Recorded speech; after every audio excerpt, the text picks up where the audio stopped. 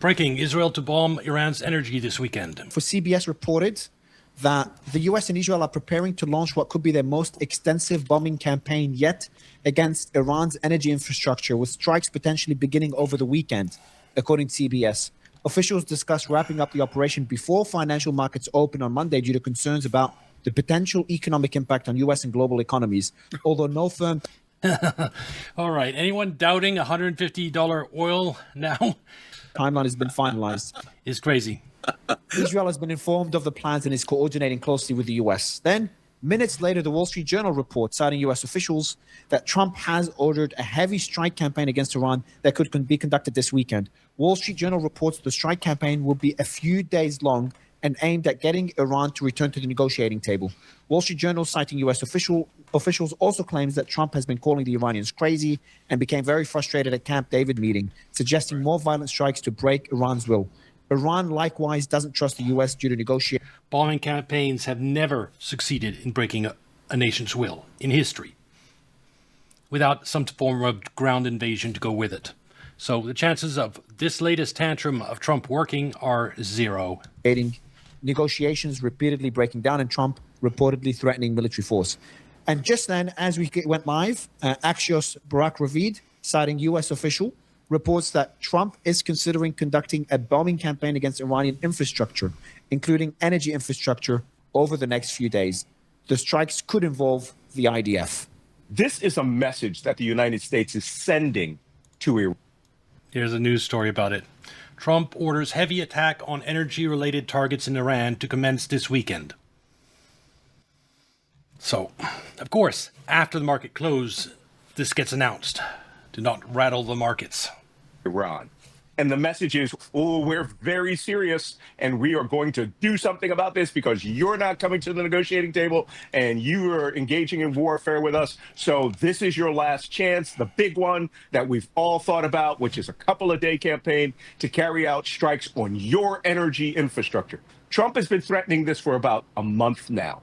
And the fact that he is frustrated, and we had these reports the other day that he was throwing the F-bomb everywhere. He was blaming his senior staff for no results with the negotiations. And here's the kicker, Mario. Every bit of this frustration and sweat and tears and Trump having to change diapers is because Iran refuses to negotiate with him on what he feels should be his terms. Exactly. He wants an Iranian surrender. He wants terms that he can walk away from this and declare victory. Iran is not willing to give up the Strait of Hormuz. And Trump can't walk away and declare victory if Iran controls the Strait of Hormuz. And therein lies the problem. He also needs to do something about Iran's nuclear material. Though it's possible Iran already has a nuke. We'll see with time if that's true or not. But that's even a side issue. The bigger issue is the Straits of Hormuz. And Trump needs to surrender there, and he's not going to get it. Not the terms of the previous MOU, which, let's be honest, were insanely generous to Iran, got Trump the desired effect, which was it ended combat. Remember, the MOU, signing it when Trump did that at Versailles, was the United States literally saying all combat operations against Iran are over. And he got that. He got exactly what he wanted. But then after that, the pressure of everyone saying the United States got rolled in those negotiations, Iran was getting its $24 billion of cash. U.S. did get rolled in the negotiations. MOU was an Iranian wish list. That's what happens when you lose a war. You sign terms of surrender, and the enemy gets most of what he wants. $3 billion of which the Emiratis flew over themselves, all of this was happening, that nuclear negotiations would take place over 60 days. But the one bugaboo of all bugaboos that bothered him the most was the Strait of Hormuz would not just be open, wide open.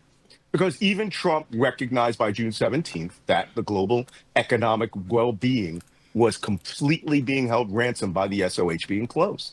And Trump is like a toddler with a small, one of those little rubber hammers. He is behaving like a toddler on the international stage, and I can understand why. He got tricked into a war that he is destined to lose, and it's destined to cost him his political career, his legacy. And he's just been throwing tantrums since, like a toddler.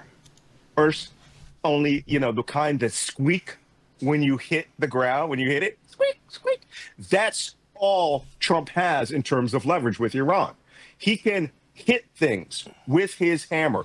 He can make noise. He can. You saw, Admiral Cooper, commander of Central Command, was saying, "Hey, we are beyond our target set with the capacity to actually hurt anything that the IRGC has. We could try to blow up an odd boat here, an odd boat there, radar site there." But he was quite honest with Trump that the limitations of only 2 air wings of aircraft carrier power, plus whatever he could get from U.S. Air Force, they had reached that limit. And there was nothing you could do. As I often say on this show, the purpose of war is to carry out a series of actions. When we first went after Iraq, when they invaded Kuwait, we had 6 aircraft carriers in the region. When we did the Iraq invasion later, after 9/11, we had 5 aircraft carriers in the region. This is the latest Iran war, except for like a week or two where there were 3. The entire rest of the time, it's been 2 aircraft carriers in the region. The military force we have to bear against Iran is far less than what we had in the past. We are far weaker as a military than we were way back then. And Iran is far stronger than Iraq ever was. And it's backed by 2 superpowers, Russia, China. If you stumble into a war with an Iran like that, without any type of plan, which is what Trump did, the United States gets rolled. If you want to take out an Iran backed by 2 superpowers, you have to have a multi-year plan. You have to know exactly how you're going to deal with the closure of Strait of Hormuz, exactly what your military aim is. If you're doing something on the ground, you have to have the troops ready day 1 when you bomb a supreme leader. We had nothing like that. So it doesn't... Yes, the United States still is the greatest military in the world for now. At the rate we're going through our ammunitions, once we have no ammunitions left, it'll be harder to claim that title. But for now, we are still the greatest military. But that doesn't mean you can win any war under any conditions. If you choose a war that's on the other side of the world, against a fortress nation that's basically all mountains, and everything you might want to bomb is inside of a mountain, and even nukes can't get through mountains. They are the ultimate defense. If you choose to go to war with a country like this that has been preparing for 40 years and has all its military assets buried deep into these mountains, you stand no chance of victory. Which brings the enemy to your will. And the United States has not been brought, or Iran has not been brought to America's will. And in fact, you like to use that, Robert Pape's escalation dominance, who made... Here's another story. U.S. withdraws troops, Patriot batteries, from northern Iraq amid Iranian attacks. Well, the key thing to remember about this is the United States being forced back again, further and further from Iran. It also leaves our Kurdish allies that we were hoping might do some type of ground offensive against Iraq. It leaves them without any cover. We're taking the Patriots away. So things are not going well for the United States in this war. Maintains escalation dominance in this story. Iran, by doing absolutely nothing right now, whipping out their coffee, having another cup of tea, has so enraged Trump because he just did a major bombing campaign in 15 days. And he can't understand why but Mario, he can't understand why 40 days didn't do it, and then 15 days didn't do it. How come 15 days bombing around the Strait of Hormuz didn't open the Strait of Hormuz? Open the Strait of Hormuz, right? Child one squeaky toy, squeak, squeak, squeak. And now he's squeak, squeak, squeak. These are quite graphic, but this is how we describe it in the military. When you have a 5-year-old, you got to break everything down, fucking Barney style for them. So this is his way of seeing everything. He is now at peak frustration. We've said this many times before. Yep. The Iranians responded now, according to Tasnim. And I've got a question on the squeaky toy. So Tasnim said a senior Iranian security official says Iran has prepared a comprehensive response plan in the event of a new US or Israeli strike on Iranian infrastructure. The official told Tasnim that potential targets under the plan include critical infrastructure in Israel and US energy infrastructure across the region, adding that Iranian forces are prepared to carry it out. Interesting. So this is, we know this already because that's always been the threat. If you attack our energy infrastructure, we'll strike the energy infrastructure in the Gulf, and obviously in Israel if Israel gets involved as well. Now, but just on the squeaky toy, we're talking. When the title is U.S. going to bomb Iran's energy this weekend, there's two different types of energy. There's power generation, which is bad for Iran. The rest of the world doesn't really care if the power energy gets destroyed in Iran. Then there's the oil energy. That's energy too, oil infrastructure. The world cares about that because if we go after Iran's oil and natural gas facilities, it's going to take out the same facilities in the Gulf states, and then we are in a complete and absolute mess. Like 2 times worse than the Great Depression. So hopefully he's talking about like power generation when he promises to commence heavy energy-related targeting this weekend. Talking about the energy infrastructure now, he's threatened it many times, but if he crosses that chasm, that changes everything. That's a red line that we've avoided crossing so far. You know, a petrochemical plant here or there, and that's it. Right. I mean, they hit up near Abadan the other day. I will say, if all Trump cares about is the Strait of Hormuz, this is a way to do it. Bomb all the energy in Iran. Iran bombs all the energy in the Gulf. Now the Straits of Hormuz don't matter anymore because there's no oil to go through it anyway. So that would invalidate Iran's control over the Strait of Hormuz by taking away its significance. Of course, the world goes through something twice as bad as the Great Depression, but Trump would negate the Strait of Hormuz at least. It'd be an absolute disaster. They may have hit a chemical, a processing facility up near the Abadan oil fields. But that's really all we've seen. They've pretty much stuck to the military targets. They have done some line of communications interdiction, coming out of Bandar Abbas, blowing up bridges. Quickly saw that didn't work, right? Third world has a way to adapt. Donkeys and bulldozers making little new roads off to the side. So this is where... At this time of the year, in Iran, the rivers are dry, so bombing the bridges over them means nothing since they can just drive on the riverbed on the side. Trump is starting to reach peak frustration, principally because he, as Mr. Art of the Deal, promised the world that he would get this amazing effect, and the Iranians refused to play ball. And as you and I and all of your other guests, Robert Pape, Joe Kent, you have some really good guests, I'll tell you. When I stop for an hour out of my day to watch your show and I'm not on it, that means you're passing on good intel. And people really need to take this seriously. People who are true experts in this world understand that this has no impact on Iran. None. Yep.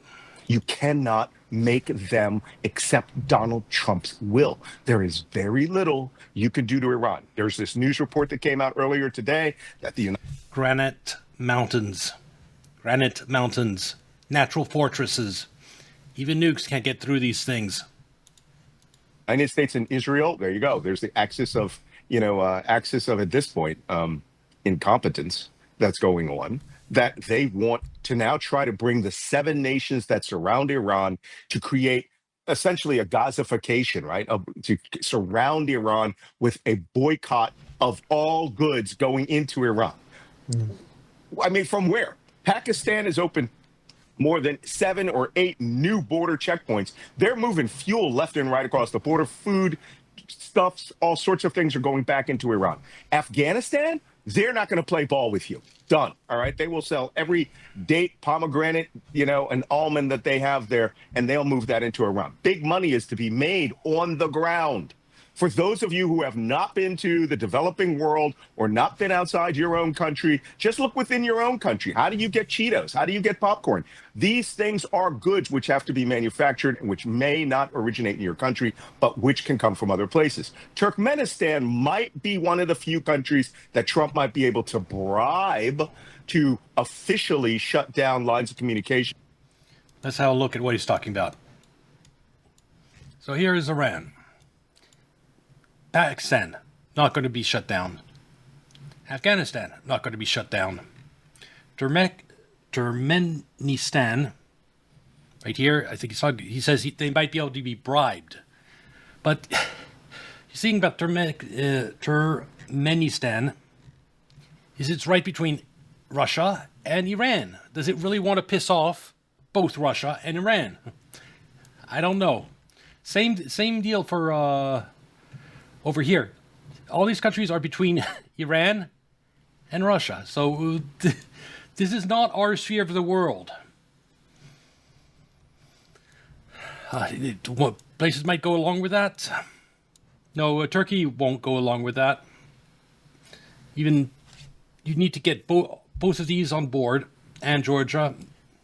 Iraq is a huge part of it is pro-Iran. I don't know if that would go, and yeah, and not to mention there's the Caspian Sea in Russia, so they can move goods that way. So doesn't make sense. Including train lines that are coming from China to Iran. But that doesn't mean a damn thing. I mean, I've been all over the stands. There are a lot of stands in that part of the world. Always someone who's going to smuggle goods in trucks, especially as the price goes astronomical. Everyone's going to be smuggling. Your dog, your cat, everyone. Then you look across the Caspian Sea. The Russians are all about money at this point. Their entire energy infrastructure is being savaged. They need any resource and income that they have. If they've got weapons to sell, they're going to sell it. If they've got food to sell, they're going to sell it. If they need products coming from Iran by barge, it's going to go from Iran by barge. Azerbaijan, Israel has a lot of leeway in Azerbaijan. So does the United States. That may be one of the countries we may have some influence in, particularly since Iran supposedly carried out an operation against the Azeris. Early on in the war, which we now heard was supposedly a Mossad safe house, where the Iranians fired drones right into the capital and struck near the airport. But they denied they were behind it, but I think they were behind it as well. Of course they were behind it. But Iran has a massive Azeri population as well. So those people are going to do trade. You could shut that border, trade's going to happen. And just prices will go higher, the numbers will go down. Armenia, same thing. They hate the Azerbaijanis, so they'll probably sell just because they hate the Azeris. And then on the other side, you have Turkey. Turkey doesn't give two flips about U.S. policy unless it involves the Kurds. Okay. As a matter of fact, I've said this on the show before. They would work with Iran if Iran promised to wipe out the Iranian Kurds. So, and then finally, Iraq. Iraq is 75% Shia Muslim. Exactly. Iraq is has a 200,000 man Iranian trained and backed militia. Those people, the basis of their religion is oriented, to Iran and their Shia leaders, all of whom have been trained in Iran and are oriented to Iran. Even 75% of the Iraqi army is Shia Muslim.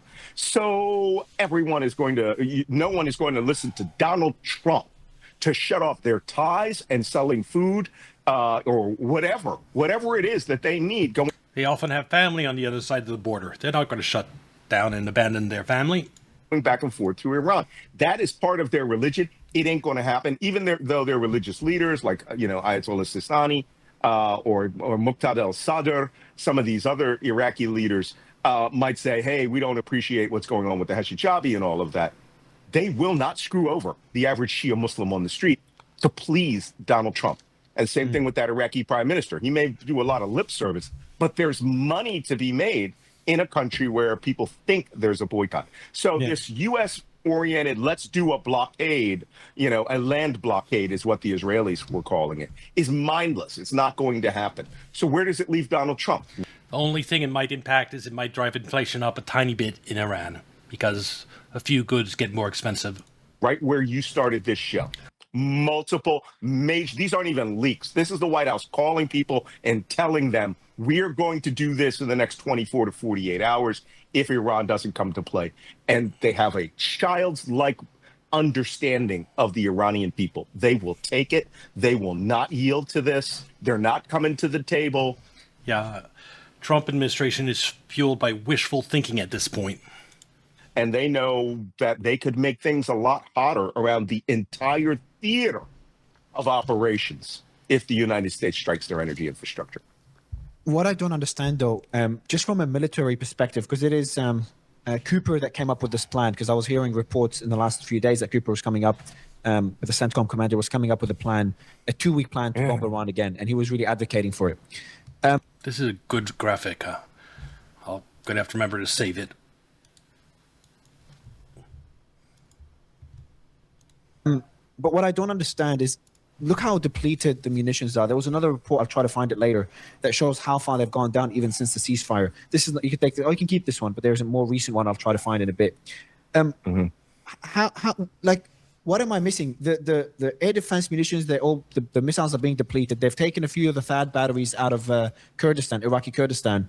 The last 5 THAAD batteries that were there, they've just been removed today, I think. Right. What are we doing? Like, from a military perspective, put aside Trump's thinking, etc. Yeah, from a military perspective, what would be Cooper thinking? What would be his strategy? You could remove this. Thanks, Stephanie. Is he thinking about, could we be seeing like just a massive amount of ordnance drops, some dumb bombs and short-range missiles, as well as the remaining long-range missiles as well, just trying to destroy Iran more than ever, to erode Iran's ability to fire missiles at the Gulf? Or is Trump saying, you know what? Screw our munitions. Screw the Gulf that will get hit by this. Screw the global energy markets. I'm going to bomb them anyway. I think we're at that point. Yes. We're at the peak of Robert Pape's escalation ladder. We're at the height of Trump's tantrum before he's forced to surrender to Iran. Or as I call it, we were going through the circles of stupid, all these repeated circular bombings, which were stepping up each time. So you have the combination of Malcolm Nance's circle of stupid and Robert Pape's escalation ladder gives you the circle of stupid escalation. And we are about, no, not joking here. We are reaching pinnacle stupid escalation because we are now breaking rocks with bombs, right? So I'm going to give you Cooper's mindset. I was senior enlisted. I was on First term, Trump was smart enough not to start any new wars. What happened to him second term? senior intelligence staff in the middle of the largest war we had in that region, which was Desert Storm. We had 6 aircraft carriers under our command, not 2 like we have in this war. We had virtually the whole U.S. Air Force based in Saudi Arabia, but everyone was our ally and everyone wanted to be with us. And we had a limited objective, which was to expel Iraq from Kuwait. Boom, done, did it, right?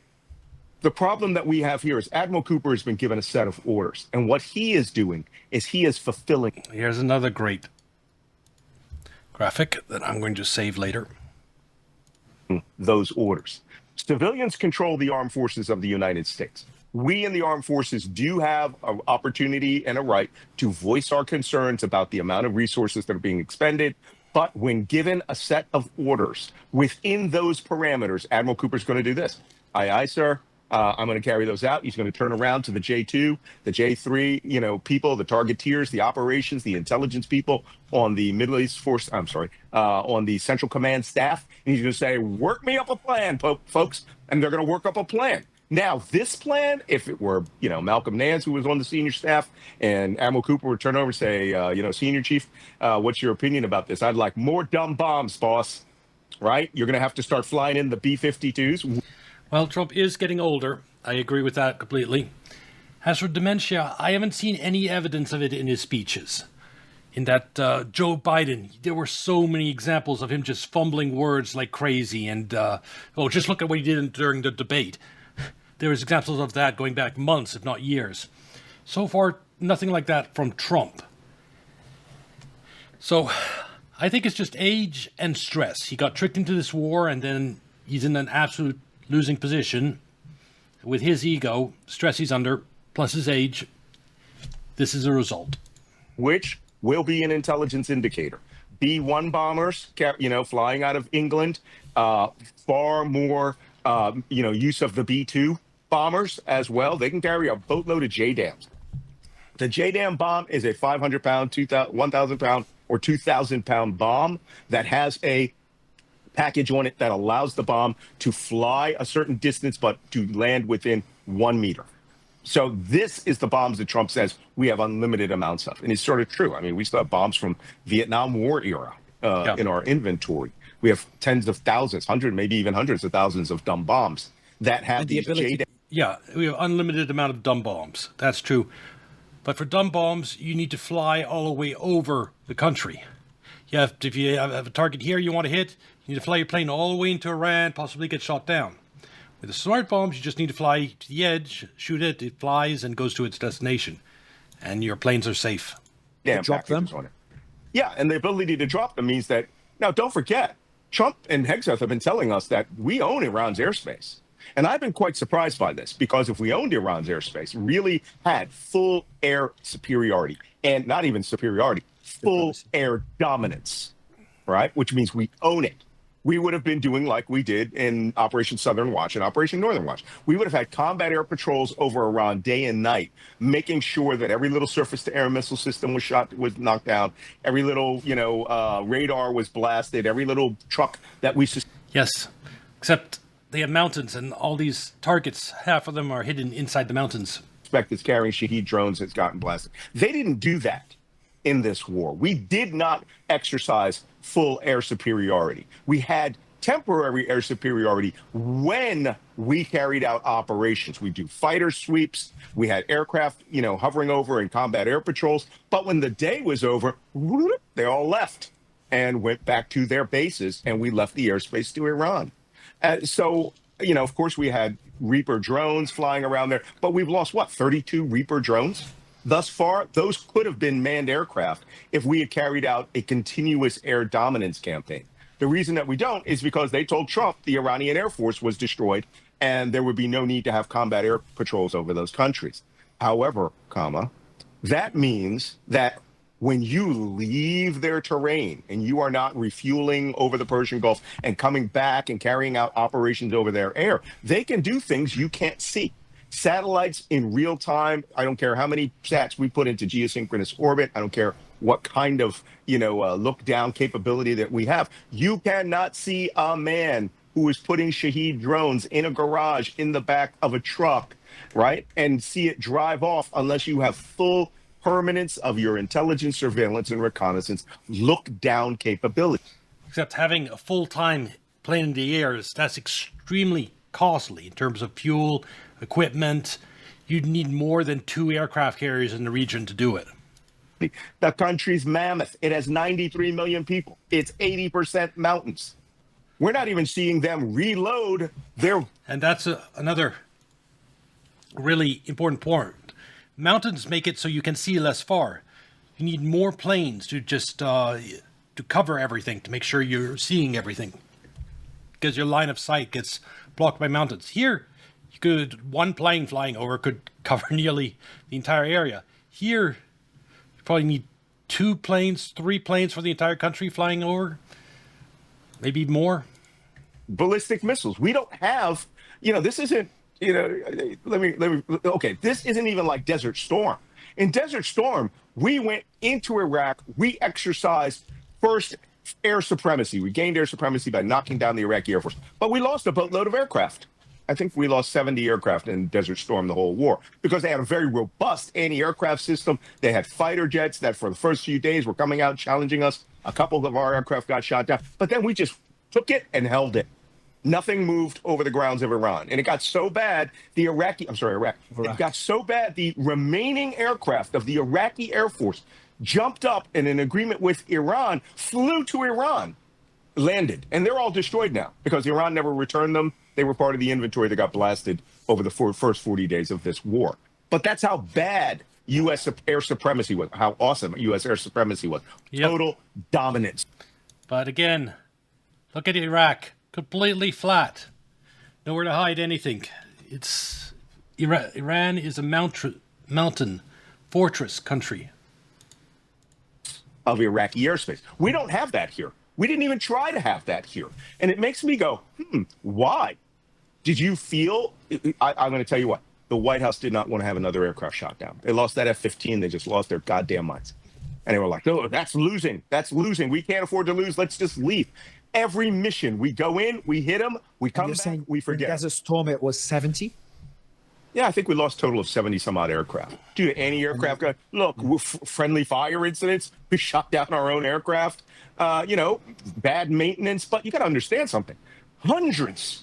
I think our strike roster there was like over 1,000 strikes a day. I mean, it was crazy. We had 6 aircraft carriers for that one. every aircraft carrier or half the aircraft carriers in our inventory. That was a different scale war. And in fact, it should have been the scale Iran should have been hit at. We should have had 6 carriers there. We should have had half of the U.S. Air Force over there. And we should have been making allies, having allied aircraft coming in there. We didn't. Trump. Because there was no preparation for this war. The preparation was like a month or two, just moving 2 aircraft carriers around the region. And then we went in and bombed the supreme leader. It was an assassination mission, basically, with no plan for what would happen after. Got it into his head from Netanyahu and Hegseth that this thing, a few days bomb and it'll be over. Here we are pushing 6 months. All right. We're in our 5th month going on to our 6th month, and we haven't even done it. With the depleted interceptors, what happens to the Gulf then? Because the US doesn't have the ability to defend the Gulf as it did in the early days of the war. And the ability in the early days in the war wasn't that great either. Well, it was pretty good. You have to remember, but the Gulf states had also been preparing for 40 years for this war. I just don't think that they understood the intensity of Iran's ballistic missile campaign. And many of these countries are also, they won't tell you, but they're teetering on the edge themselves, right? Bahrain, we see in Jordan. In Jordan, we had to bring up all of our A-team gunners for the Patriot batteries because, even though the Jordanian Air Force has gained an enormous amount of experience, right? They didn't have, Trump himself said it, right? They wasn't the best team on the missile. Well, now I saw the other day when they hit that place, we put out 3 interceptors per ballistic missile. The word is on the street. Don't let a U.S. base get hit again and have soldiers killed. But apparently we don't care about the Gulf states. If we are not forward loading all of our interceptors to the Gulf state allies right now, that means we're taking sort of a screw you attitude towards this. And I'm sure, but you hear the contracts are being let, Raytheon, Lockheed Martin, everybody's, Yeah. If United States is concentrating its Patriot missiles around its own bases and leaving nothing for the Gulf state allies, and then it's going to go after Iran's energy infrastructure. Yeah, that is basically really screwing over our allies in the region, or our puppet states. Wants 500, 600, 1,000 more interceptors. It'll take years to fulfill those. We are at the here and now. And if Trump follows through with this threat that he has this day, all right, everyone's going to get it. And then you're going to start seeing major capitals get hit. Maybe Dubai, maybe Riyadh, maybe, and I mean multiple hits. Maybe. And Mario's in Dubai. They'll flood the zone with so many ballistics at one time that it fully overwhelms it. If I were the Iranian battle staff, because I red team everything, by the way, all right? This is a big part of our job. If I were the Iranian battle staff, I would be having one step below full-scale destroy everything in the Persian Gulf, right? I would stagger it in such a way that the big heavy states get it first, right? You let UAE start having to deal with interceptors that they've had a 3-month hiatus on. Saudi Arabia really hasn't had a ballistic missile from Iran since March. They couldn't even intercept the Houthi ones. Yeah, well, and it would be a combined campaign. Houthis, Iranians, Heshad Shabi in Iraq, right? The Popular Mobilization Front in Iraq. Hezbollah, just rockets, battlefield rockets, just get shit in the air in a simultaneous campaign so that everyone, it's going to be, it'll remind me of one night I was in Ukraine. I was bringing a diplomatic delegation to Ukraine. And they were like, hey, what's it going to be like tonight? And I was like, oh, yeah, we're going to have a little fireworks around 8 o'clock, 9 o'clock. Yeah, well, what we didn't know was that the Russians fired dozens of ballistic missiles to try to kill the main Patriot battery in downtown Kyiv. And it was the first time Ukrainians went fully automatic on Patriots. Their hands were off the console. The computer engaged 28 missiles over our hotel. I mean, it was the biggest battle in Ukraine history at that point. And that's what every place in the Gulf is going to be like if he carries out that attack on power. But I'll tell you, I got to be honest with you, straight up. This is madness. It's more than desperation. I'm going to change my analogy from a child with a little squeaky hammer. This will be full on Pete Hegseth, Donald Trump as drunk monkeys dancing the techno. All right, shooting AK-47, spinning in a circle, just having a grand old time. If it looks crazy, it looks loud, it looks like fun, it will do Asmongold is going to love it. nothing to bring Iran to their will. Unless we have some intelligence that Iran is nearing zero on their ballistic missile launchers, I'm not sure I would engage in this game. My recommendation to the senior battle staff would be, hey, boss, y'all might want to rethink this. All right? This is going to hurt everybody. And even let's say hypothetically it works on the Iranians. Let's say because they don't want the Iranians to completely capitulate anymore. They just want to bring them to the negotiating table. So let's say striking the energy infrastructure. No. For Trump, bringing them to negotiating table means having them capitulate, means them give up control over Strait of Hormuz. He's not interested in something like the MOU, which is in Iran's favor. He wants them to give him everything, and they won't. Can cause enough suffering to the Iranian people that they're like, all right, cool, we'll come back and we'll negotiate. We'll agree to concede something. I'm not saying it's going to be the case. I'm saying hypothetically. The other concern, though, is at what cost? What's going to happen to the Gulf? What's going to happen to the global economy if we're going back to the same level of destruction, if not worse? Now we're going into the same level of destruction as during the March war, but we're throwing in the energy infrastructure, full gloves off. That's what really concerns me, is that I'm not that worried on whether Iran will come or not to the negotiating table, but how far will we go to get there? People, let's get some things straight. Energy infrastructure does not mean just energy power plants, solar farms. It means oil fields, right? They'll probably try to take out the... If that's the case, get ready for $200 oil. North Paris oil field, natural gas field. They may decide it's time to dump the airborne into Carg Island. If you're Trump and you're going to go total fucking reckless, then you're going to go all the way. I don't even think Pape has an understep here in his escalation ladder. We are back at total violence, and that's all we have. If Trump wants to say, now I'm going to take assets, boom, we're going to take Carg Island. Boom, we're going to jump on Kishem Island. We'll do amphibious demonstrations all across there. We're going to, commando raids into the tunnels and all of that stuff. Yeah, great. It will look awesome. It'll make great, how many SEALs can write novels about the big raid? Except before all those novels come out, you're going to have videos coming out of FPV drones diving into those SEALs. Into Iran. But what it will not do, ladies and gentlemen, is unless we are going to actually jump into that country and put a nuclear weapon underground in those bunkers in like Pickaxe Mountain, which, by the way, why do you even bomb if you're not going to try to bring Iran around to you, not your will, but just to the negotiating table? Just to the negotiating table? That's how bad things are. You can't just, but Mario, you can't say, let's go. Iran was at the negotiating table a couple of weeks ago. It was there at the negotiating table. That's not what Trump wants. Trump wants an Iranian surrender. To the negotiating table, and let's start all over when we had a signed MOU and an end to the war. The Iranians are going to want $300 billion, $100 billion in cash now, or we just keep fighting.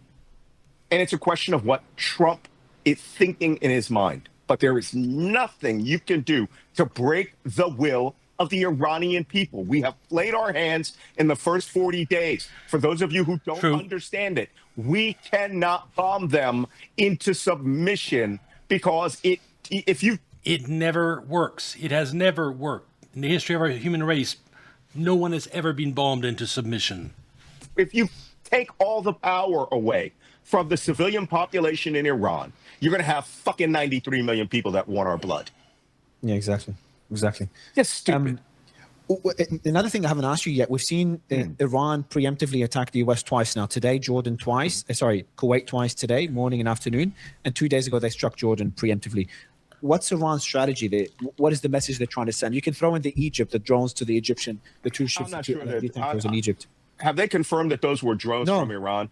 No. A lot of people believe it's maybe a false flag, etc. So I want to get your thoughts on that too. Yeah, we had a lot of talk about that. I think we did almost a whole show on the Damietta port attack. I've been to Damietta port back when it was old and shit ass, and now when it's a new modern liquid natural gas tanker. I go to Egypt several times a year. That port is amazing now. It is a modern liquid natural gas handling facility, and for two drones to go there, first off, they did not come from Iran.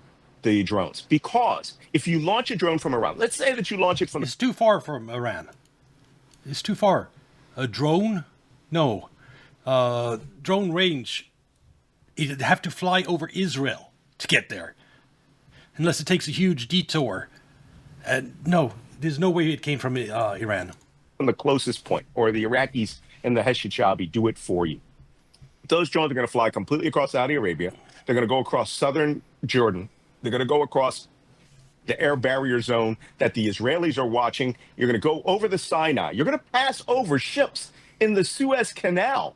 And if you want to cause mayhem, hit a ship in the Suez Canal. Have a tanker or a container ship burning in the Suez Canal. Now you've stopped all of Egyptian revenue. But it didn't. So if it came from Iran, it passes over the Suez Canal, goes past Port Said, goes up into the densest populated areas of Egypt, northeast of Cairo, turns a little bit to the north, and goes up to Damietta, a city of about 1 million people in the metro area, 305,000 in the city, which is right there at the port, okay? And no one heard the propeller of a Shahed drone.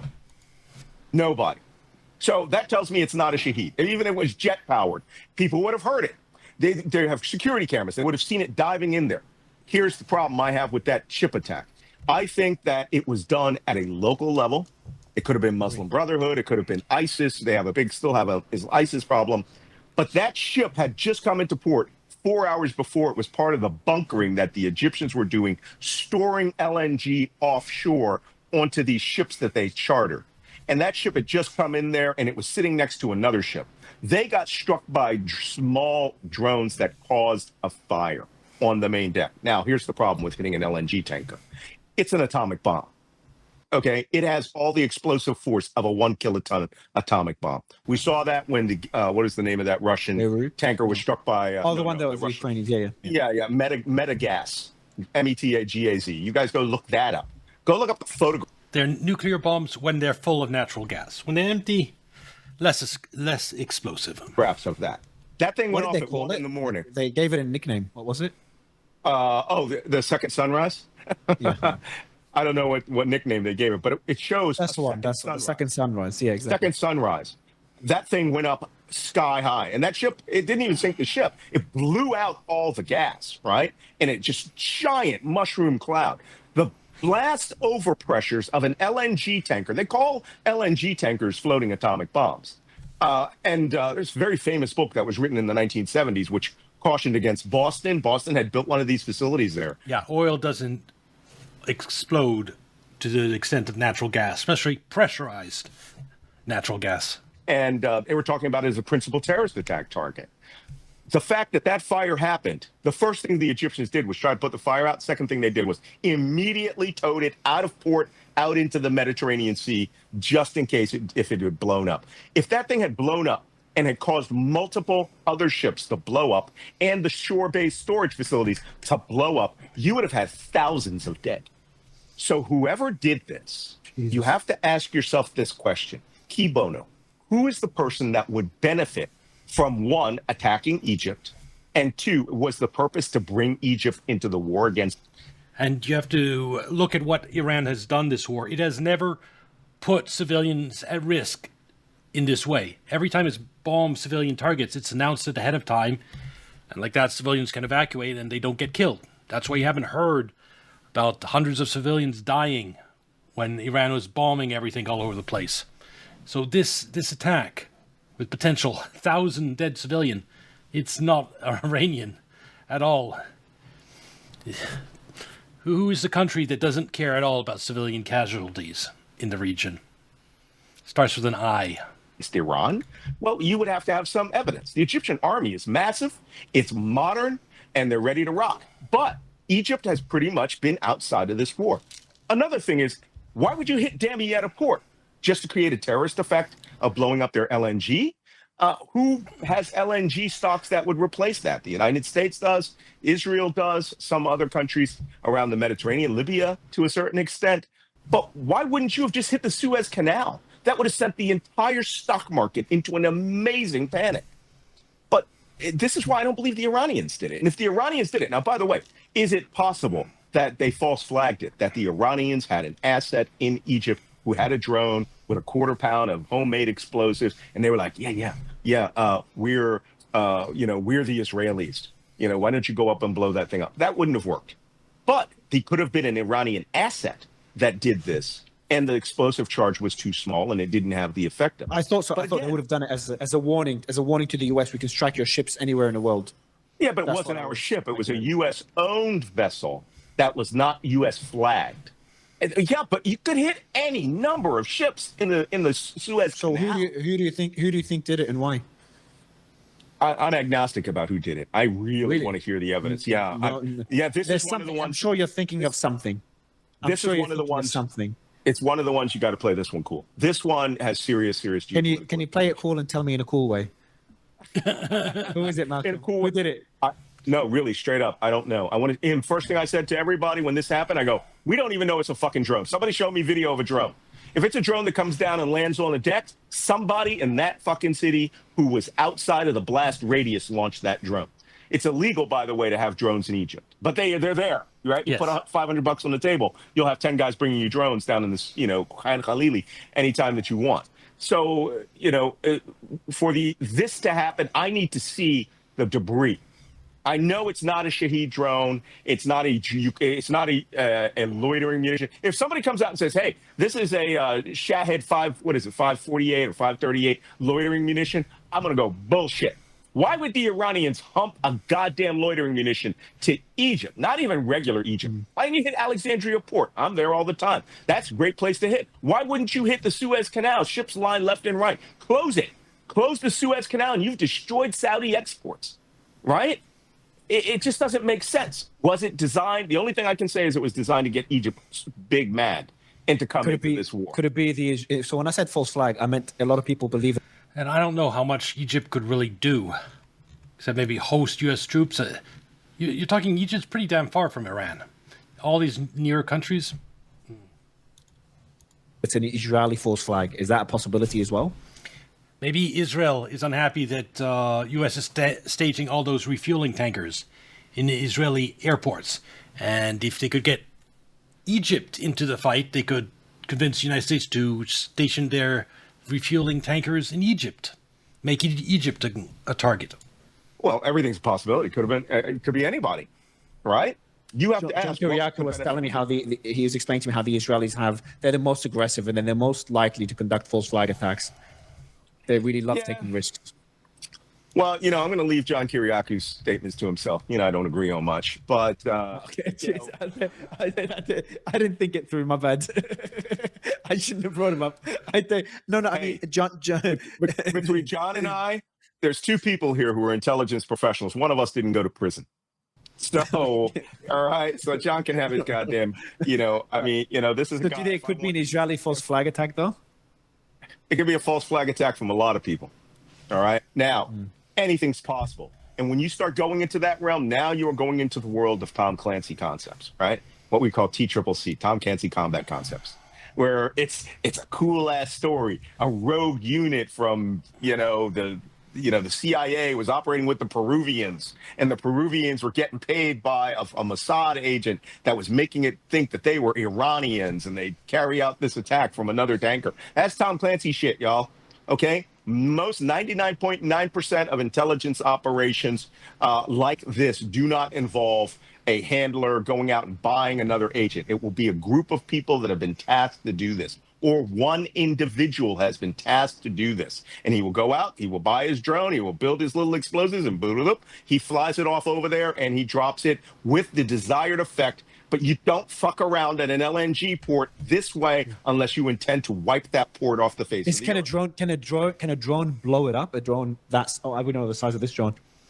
Just want to show you a story I just found on Twitter. U.S. crude exports to Japan just went vertical. For 3 decades, this line has barely moved above 200,000 barrels a day. It just spiked to 1.1 million.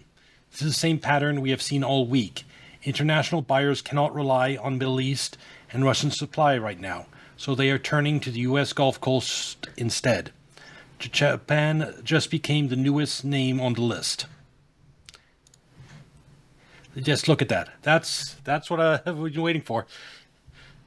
Barely any so far. Now, poof. But is it easy for a drone to blow up an LNG vessel?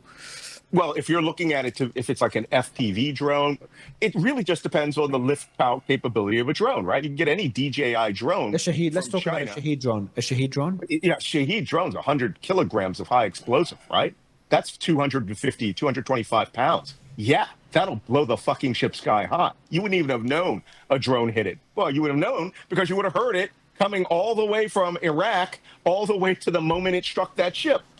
Nobody has any evidence of that it was a Shaheed drone. By the way, don't come and tell me, oh, well, we found Shaheed parts there. There are countries that have captured Shaheed drones. So, or can construct a Shaheed drone. The Lucas drone the United States flies is a Shaheed drone we copied from a Shaheed the Ukrainians gave us. We just put Starlink on it and made the propeller engine a little better. Same weapon system, flies the same way, makes almost the same stupid noise, but it's very distinct. So, I'm not going to get into the conspiracy theorying of did Israel carry out a false flag? Somebody sat me down the other day and they were like, yeah, but who runs natural gas in that part of the world? Israel. All right, Israel, Egypt, Libya. There's fields off of Lebanon that the Israelis operate. Rosh HaNikra is LNG and oil. Ashkelon, Ashdod, LNG and oil. Gaza, the entire Gaza Strip, there's, LNG and oil that's being taken up by offshore platforms. But why would you go to war with Egypt to do some stupid shit like that, right? If you guys want a conspiracy theory, go talk about Ceuta. That's the only one that really looks like a massive operation to me. But this thing with the thing in Egypt, Ceuta, what are you talking about? What's Ceuta? Spain. Oh, Spain, Ceuta. Yeah. I forgot about this. We'll be watching a video on that afterwards. Oh my Yeah, God, that's man. I did that's the whole point. Where did it come from? Right? That's an operation. That's the United States for sure. getting its licks back against Spain by doing. By the way, Ceuta, what happened in Ceuta, Spain? That's not what the globalists wanted. Having those images of 50,000 Moroccans and Africans just pouring into Spain. Yeah, that gives the right wing across Europe images to plaster on campaign ads. It's really hurt the left in Europe. Ceuta. What we call migrant warfare, migration That's a warfare. new word. That's what that's what Oh, no.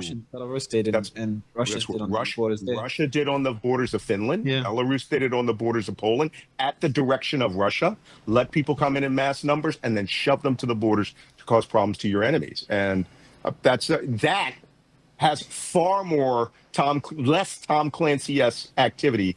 That you can see Marco Rubio and these guys actually plotting this with the Moroccans and carrying it out, trying to collapse the government of Spain. But if you're going to come and tell me, did the Mossad land a drone on an Egyptian tanker, a U.S. flag tanker, in order to blow up the city of Damietta? Look, even the Mossad. No, they didn't want to. Whoever did it doesn't want to blow up the tanker. It was very limited explosives. We saw the damage; it was limited. If it was Israel, it would be to conduct a false flag to blame it on Iran. I don't think it is Israel. I'm pointing the finger at Iran, but this is pure speculation. But I just don't know who to point it at. Who else could it be? I have no idea who it could be, unless it's the Muslim Brotherhood popping up out of nowhere. Yeah, You know what? It's not effective in sending a message if no one knows who the message sender is. that's the whole point. Is it the Muslim Brotherhood? Is it their own country? The point is, you don't even try this. Okay, there are risk limitations, yeah. lines you just don't want to play with, right? Yeah. I say this to this kid that works around, my property. He comes around in flip-flops, and I'm like, bro, you cannot work on this property without shoes. He goes, oh, it's okay. I go, nails, screws, glass. I'm going to pay for your hospital bill to emergency care. Same thing. It's just some things you don't do. You don't leave loaded guns around. You don't leave packages of high explosive around. And you don't take the risk that a liquid natural gas carrier is not going to blow up like a 1 kiloton atomic bomb and set off the next ship that's filled And basically destroy a good part of the city. Well, this was a good video. We can look forward to probably an exciting weekend if Trump lives up to these threats of bombing Iran's energy. My prediction is he will start doing it. Iran will respond. Both sides will take some damage to their oil infrastructure, but that will send the energy market so high on Monday that Trump will back down and stop the strikes on energy. That's my off-the-cusp prediction. We'll have to see. You never know, Adele, but with the Middle East and Trump cornered as he is. Anyway, this will be on YouTube. Like and subscribe. Come watch on Kick or Twitch. And I'll see you in the next video. Bye.